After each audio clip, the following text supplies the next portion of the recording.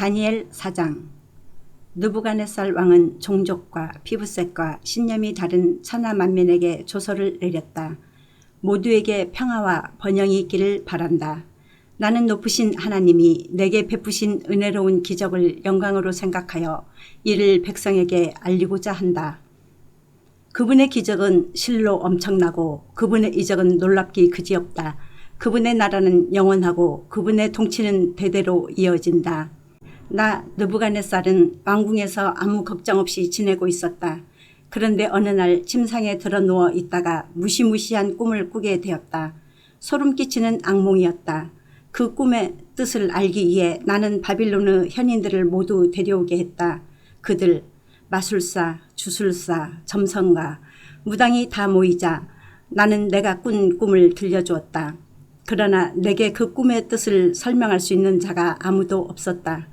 그 후에 다니엘이 나타났는데 내 신의 이름을 따라 바빌론 이름으로 벨드사살이라고 하는 그는 거룩한 신의 영으로 충만한 사람이었다. 나는 내가 꾼 꿈을 그에게 이야기해 주었다. 내가 말했다. 마술사들의 우두머리인 벨드사살아, 나는 내가 거룩한 신의 영으로 충만한 사람이라는 것을 알며 내가 풀지 못할 비밀은 없다는 것도 알고 있다. 내가 꾼 꿈을 잘 듣고 그 뜻을 해석해 보아라.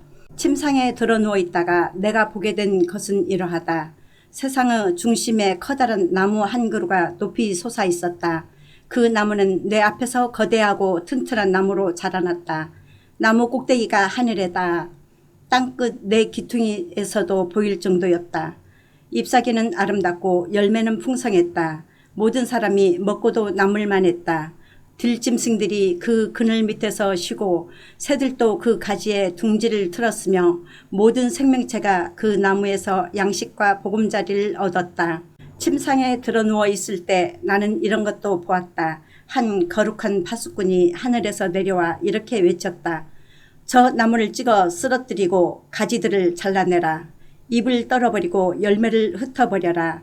그 그늘 밑에 사는 짐승들을 몰아내고 그 가지에 깃든 새들을 소리쳐서 쫓아내라. 그러나 그 구루터기와 뿌리는 쇠사슬과 청동사슬로 동여 무성한 풀밭 땅속에 남겨두어라. 그가 하늘에서 내리는 이슬을 막고 풀 뜯는 들짐승들과 섞여 살게 하여라. 그가 제 정신을 잃고 대신 짐승의 마음을 얻어 7시절을 계속 그렇게 지내게 하여라. 천사들이 이 칙령을 전하고 거룩한 파수꾼이 이 판결을 알리는 것은 높으신 하나님께서 인간 나라들을 다스리고 계심을 살아있는 모든 자가 알게 하려는 것이다. 그분께서 모든 나라의 일을 뜻하신 대로 주관하시고 패배자들을 일으켜 영도자로 세우신다. 이것이 나 느부갓네살 왕이 꾼 꿈이다. 벨드사살아, 이제 내 차례다. 내게 그 뜻을 설명해 보아라. 바빌론의 현인들은 누구도 갈피를 잡지 못했지만 너라면 분명히 할 수 있을 것이다. 너는 거룩한 신의 영으로 충만한 사람이다. 바빌론 이름으로 벨드사살이라고 하는 다니엘은 처음에 몹시 당황했다. 몰려드는 여러 가지 생각에 간담이 서늘해졌다. 왕이 말했다. 벨드사살아, 진정하여라. 그 꿈이 무슨 뜻이든지 겁내지 말고 말하여라. 벨드사살이 말했다. 저의 주인이시여, 이 꿈이 왕의 원수들에 대한 것이고 그 뜻이 왕의 원수들에게 해당하는 것이라면 얼마나 좋겠습니까? 왕께서 보신 나무, 곧 그 꼭대기가 하늘에 닿고 세상에 내 귀퉁이에서 보일 정도로 거대하고 튼튼하게 자란 나무, 잎이 무성하고 모두가 먹고 남을 만큼 열매가 풍성한 나무, 들짐승들이 깃들고 새들이 둥지를 트는 그 나무는 바로 왕이십니다. 왕께서는 크고 강대해지셨습니다. 왕의 위엄은 하늘에 닿았고 왕의 주권적 통치는 세상 끝까지 이르렀습니다. 그런데 하늘에서 거룩한 천사가 내려와서 저 나무를 찍어 쓰러뜨리고 없애버려라. 그루터기와 뿌리는 쇠사슬과 청동사슬로 동여 무성한 풀밭 땅속에 남겨두어라. 그가 하늘에서 내리는 이슬을 맞으며 풀 뜯는 들짐승들과 섞여 7시절을 지내게 하여라 하고 명령했습니다. 왕이시여, 그것은 왕을 가리킨 명령입니다. 높으신 하나님께서 저의 주인이신 왕께 형벌을 선고하셨다는 뜻입니다. 왕께서는 인간 사이에서 쫓겨나 들짐승들과 섞여 살면서 소처럼 풀을 뜯고 하늘에서 내리는 이슬을 맞으며 살게 되실 것입니다.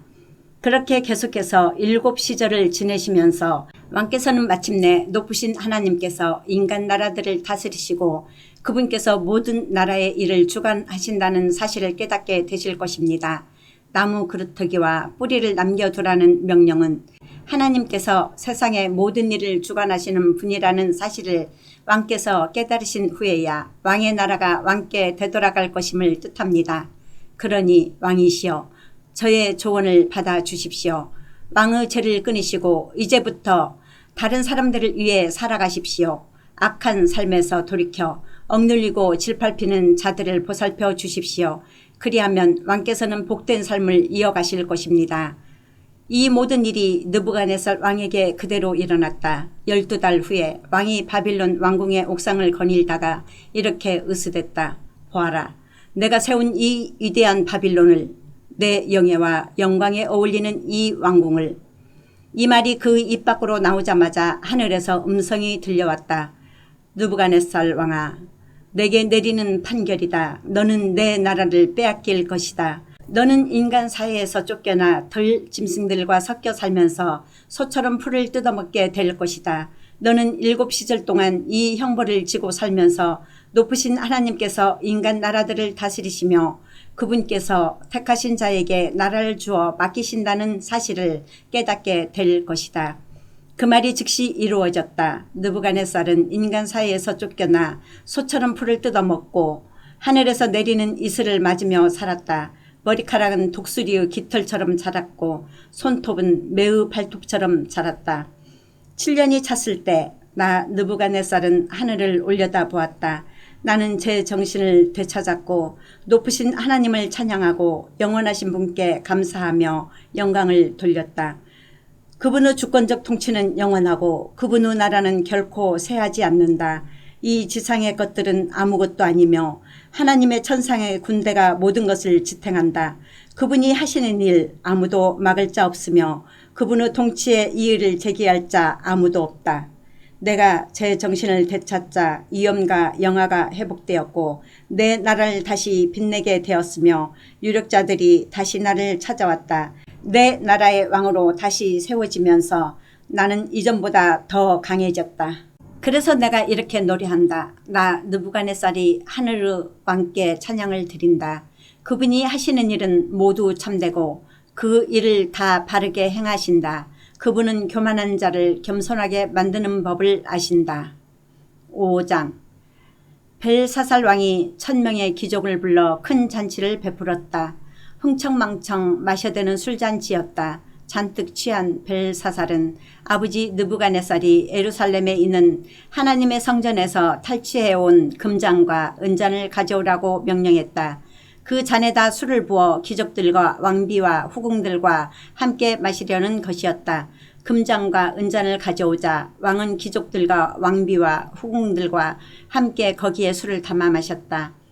그들은 잔뜩 취해서 금과 은, 청동과 새, 나무와 돌 등으로 만든 그들의 여러 신들을 찬양했다. 바로 그때 갑자기 사람의 손가락이 나타나더니 불빛이 비치는 왕궁의 흰 석회벽 위에 글을 쓰기 시작했다. 몸도 없이 손가락만 나타나 글을 쓰는 광경을 본 왕은 그 얼굴빛이 창백해지더니 겁에 질려 제정신이 아니었다. 다리에 힘이 빠지는 듯 그는 무릎을 후들후들 떨었다. 그는 주술사와 점성가와 점쟁이들을 다 불러오라고 소리질렀다. 바빌론의 점성가들이 모이자 왕이 말했다. 누구든지 벽에 쓰인 저 글을 읽고 내게 그 뜻을 말하는 자는 영예와 부, 자주색 옷과 금목걸이를 얻을 것이며 내가 그를 이 나라에서 셋째가는 통치자로 삼을 것이다.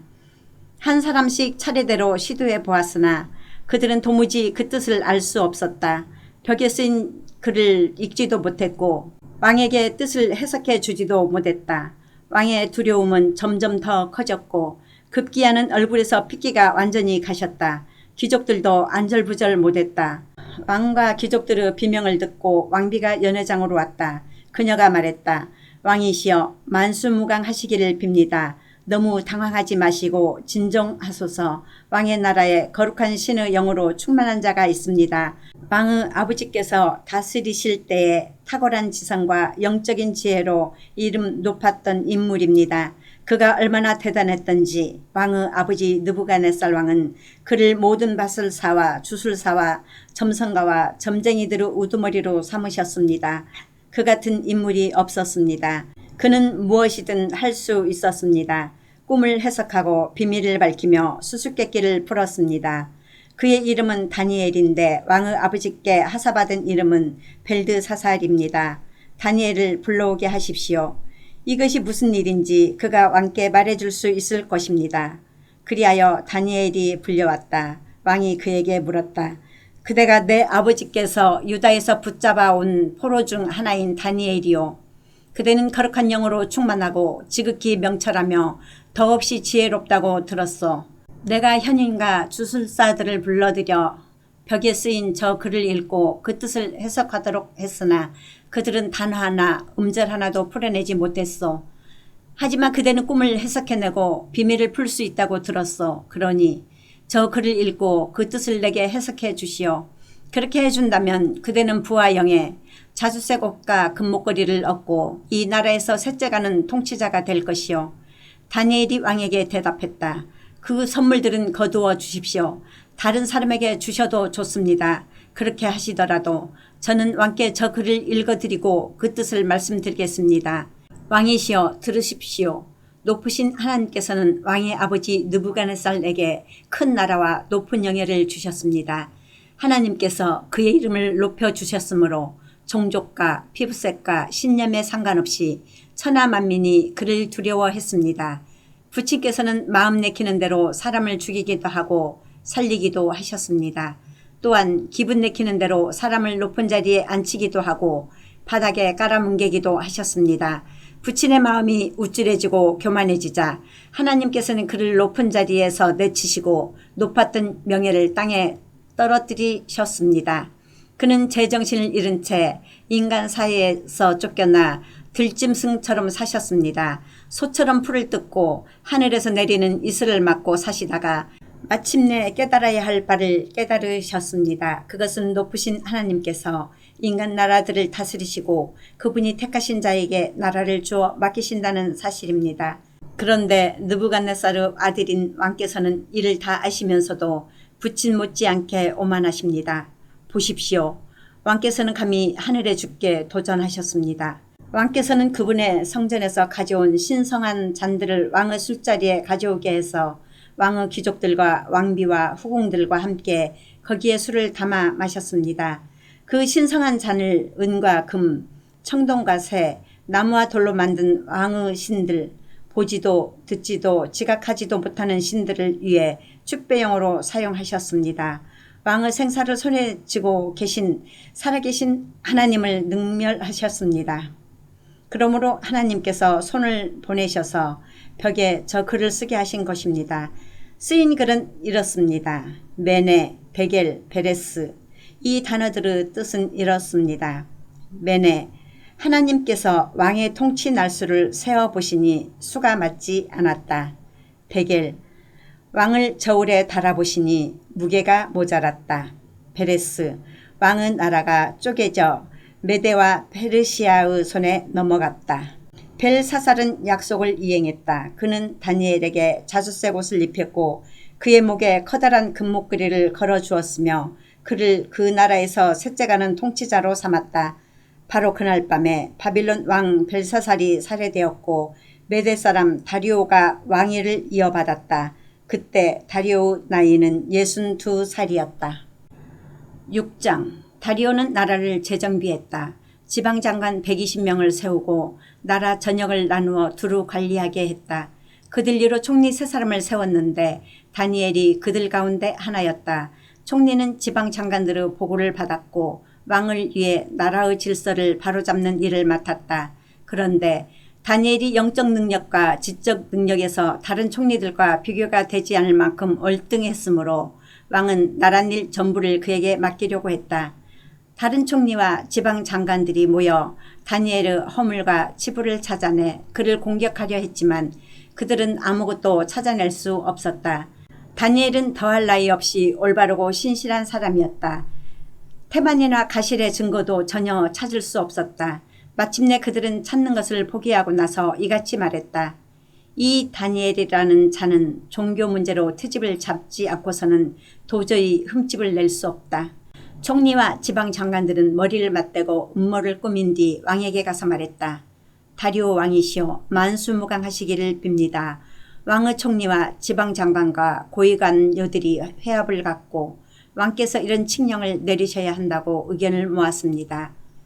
앞으로 30일 동안 왕 외에 다른 어떤 신이나 인간에게 기도를 올려서는 안 된다. 이를 따르지 않는 자는 누구든지 사자굴에 던져질 것이다.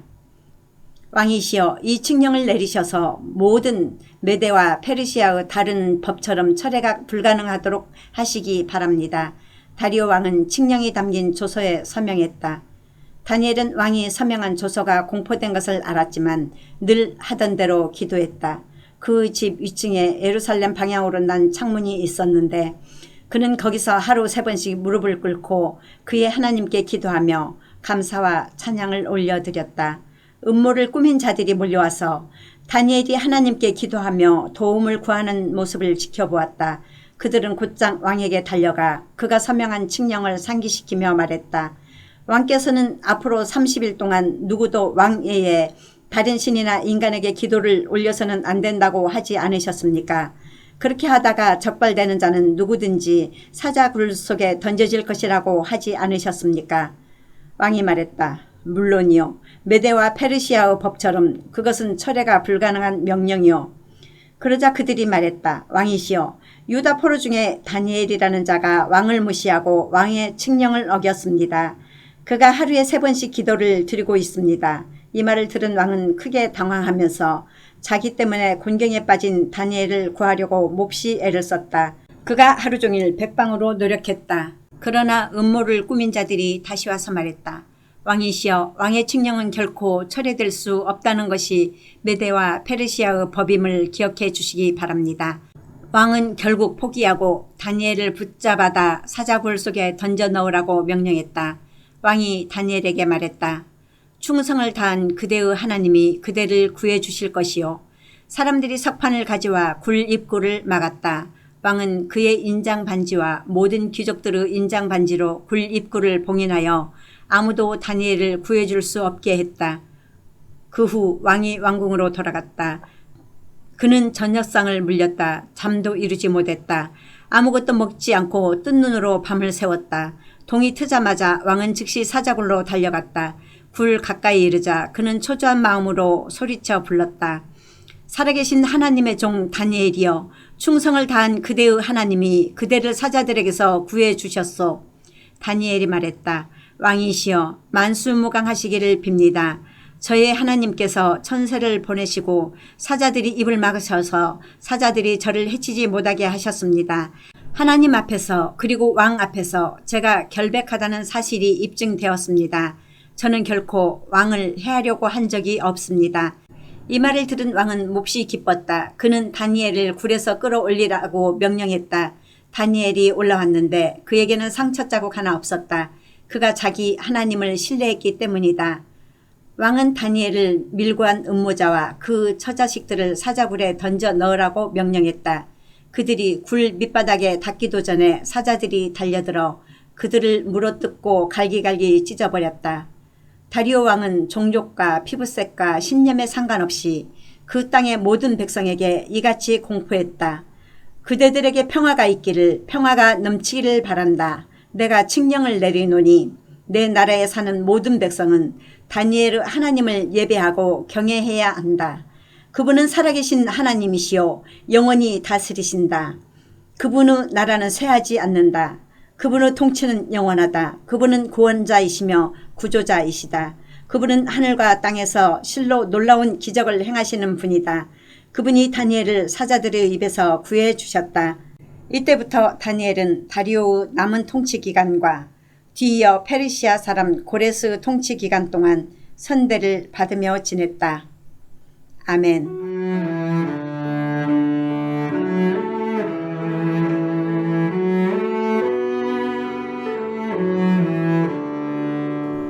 오늘도 말씀으로 승리하시기 바랍니다.